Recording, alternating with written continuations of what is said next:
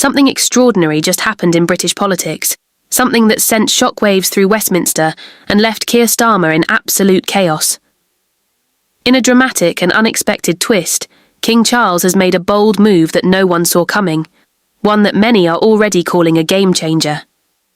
In what's being described as a symbolic but powerful shift of political influence, the king has essentially handed the spotlight, and possibly the moral authority of the nation, to none other than Nigel Farage.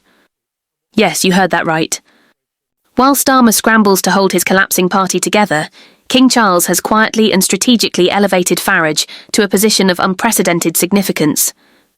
And now, Starmer is reportedly furious, erupting behind closed doors and panicking over the implications of this royal gesture. What happened behind the palace walls? Why was Farage given this extraordinary recognition? And what does this mean for the upcoming general election? The answer may shock you.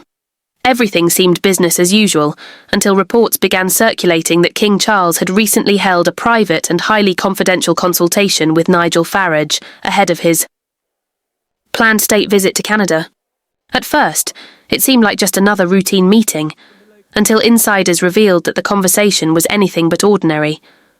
Multiple sources within the palace have confirmed that Farage was invited to advise the monarch on key matters relating to national identity, border sovereignty, and Britain's foreign posture.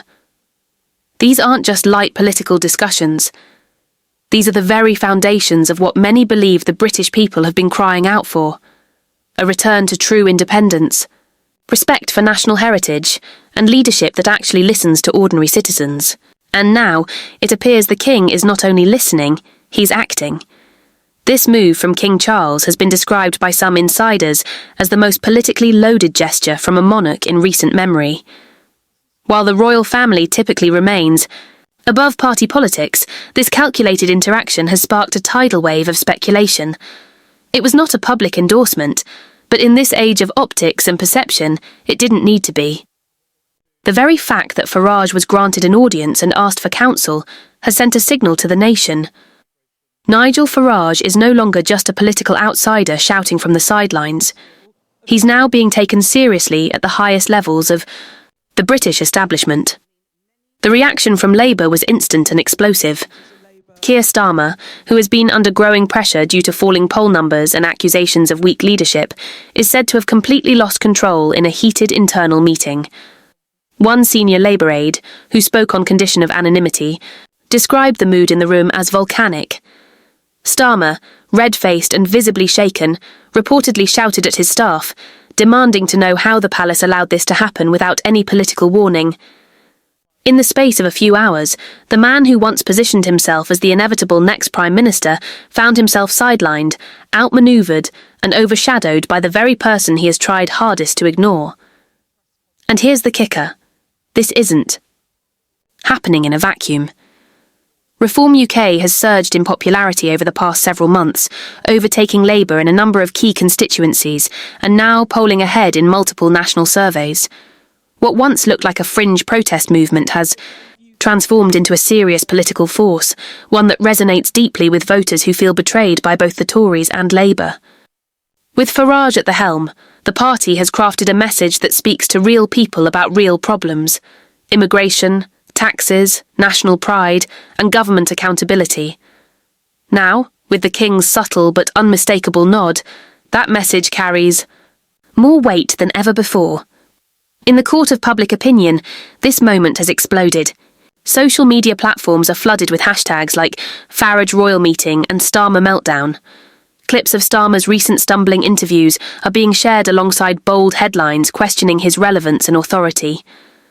Meanwhile, Farage's supporters are celebrating this as a historic breakthrough, proof that their voice is finally being heard, not just in the streets or on talk radio, but in the corridors of royal power. The symbolic nature of the monarchy in Britain cannot be underestimated. While the king does not make laws or run the government, his presence and words hold tremendous cultural and emotional significance. So when King Charles is seen engaging with Farage, listening to him, asking him for insights, it's not just polite conversation. It's a recalibration of influence.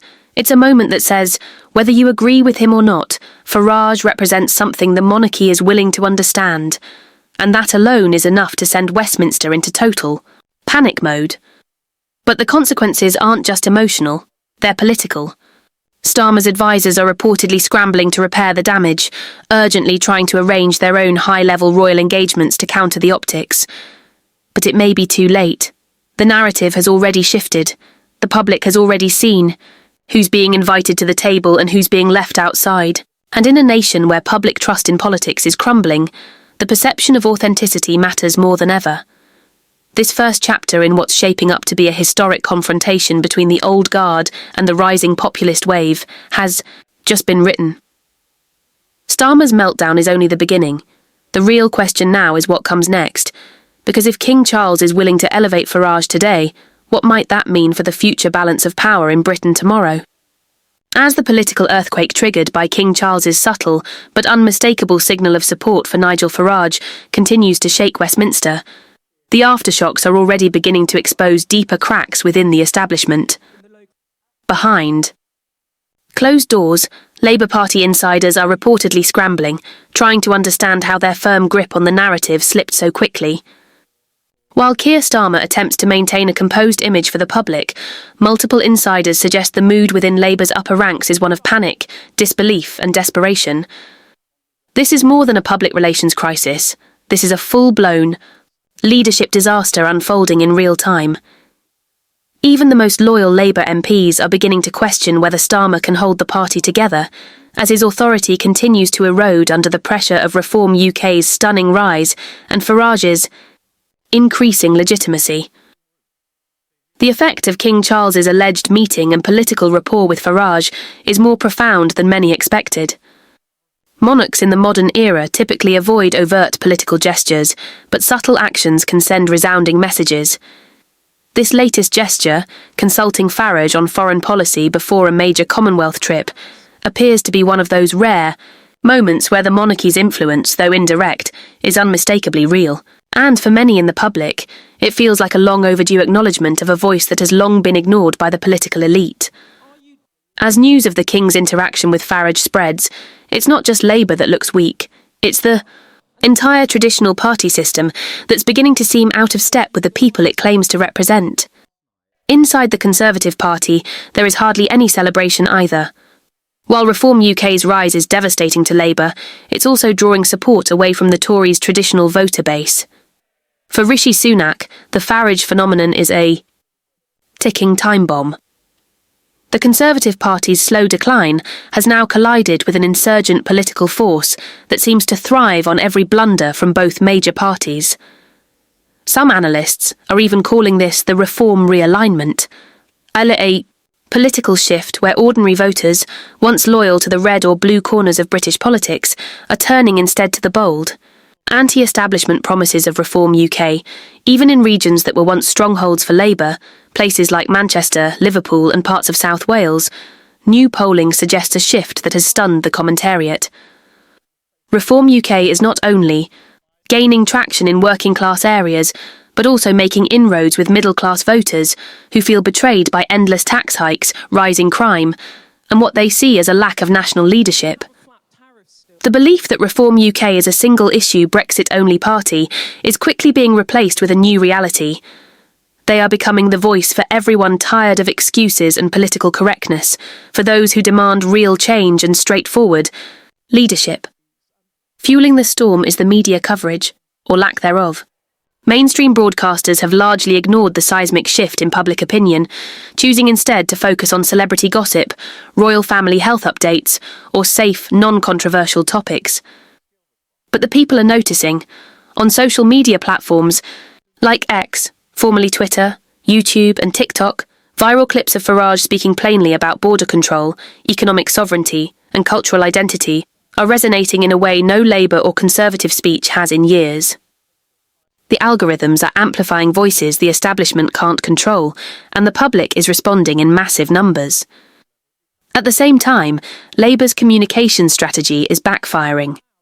Their attempts to paint Farage as a fringe extremist are falling flat. Instead, they're highlighting his ability to break through the noise and speak directly to voters. Each attack from Labour or the legacy media only seems to strengthen Farage's appeal, making him appear as the underdog being unfairly targeted by a panicked elite. It's the classic boomerang effect, and Labour has walked right into it. Keir Starmer's image, already criticised as dull, vague and too polished, is suffering further under the contrast with Farage's unfiltered, bold rhetoric. Worse still, recent reports have suggested that internal polling commissioned by Labour itself has shown Reform UK is leading not only in rural areas, but also in outer metropolitan districts previously assumed to be Labour safe zones. The shock within Labour HQ is said to be palpable. Leaked memos describe deep concern about an unprecedented erosion of base support and a fundamental disconnect between campaign messaging and voter sentiment. In plain terms, the voters aren't buying what Labour is selling, and time is running out. Adding fuel to the fire, Nigel Farage continues to leverage his media presence masterfully. His nightly appearances on GB News, his viral monologues, and his relentless critique of career politicians are hitting home with people across all demographics. He's positioning himself as the man who speaks plainly in an era of spin. And with King Charles's perceived gesture of approval, Farage now carries an aura of national importance that was once unthinkable for someone from outside the traditional party system. As the days go on, the opposition is left scrambling for a narrative. Labour strategists are trying to pivot, floating new slogans and policy teasers, but the timing couldn't be worse. Every attempt to reset the message is drowned out by the sound of reform's growing roar. Conservative backbenchers, too, are reportedly holding private meetings, worried that Farage might split the right-wing vote just enough to deliver a devastating loss. But what they fail to grasp is this. For millions of Britons, this is no longer about parties. It's about trust. And right now, Nigel Farage is winning that battle. This isn't politics as usual. This is a transformation in real time. With King Charles stepping into the narrative, intentionally or not, and public opinion shifting so drastically, the upcoming general election is no longer predictable. What once looked like a safe path to victory for Labour now looks like a battlefield littered with political landmines. As Reform UK grows stronger and the monarchy subtly signals approval, the foundations of British politics are being shaken like never before. The only question now is whether the old order can survive, or whether a new one is already rising from its ashes. As the tremors of this unprecedented political shift continue to reverberate throughout the United Kingdom, the foundations of Keir Starmer's leadership are beginning to crack under the immense weight of mounting public disillusionment and internal dissent. What was once considered a stable and disciplined Labour machine is now unravelling in slow motion. Starmer's attempts to pivot and regain control of the narrative have done little more than expose the lack of unity and vision within the party's ranks. MPs are becoming restless, party members are losing faith, and voters, especially those in key battleground constituencies, are beginning to abandon Labour in droves. The rise of Nigel Farage, legitimised now by King Charles's symbolic gesture, has left Labour in a political freefall with no safety net in sight. Internally, Labour's once tight-knit command structure is descending into chaos. Senior advisers are reportedly clashing over messaging strategy, with some calling for aggressive counterattacks against Reform UK, while others advocate for a EA.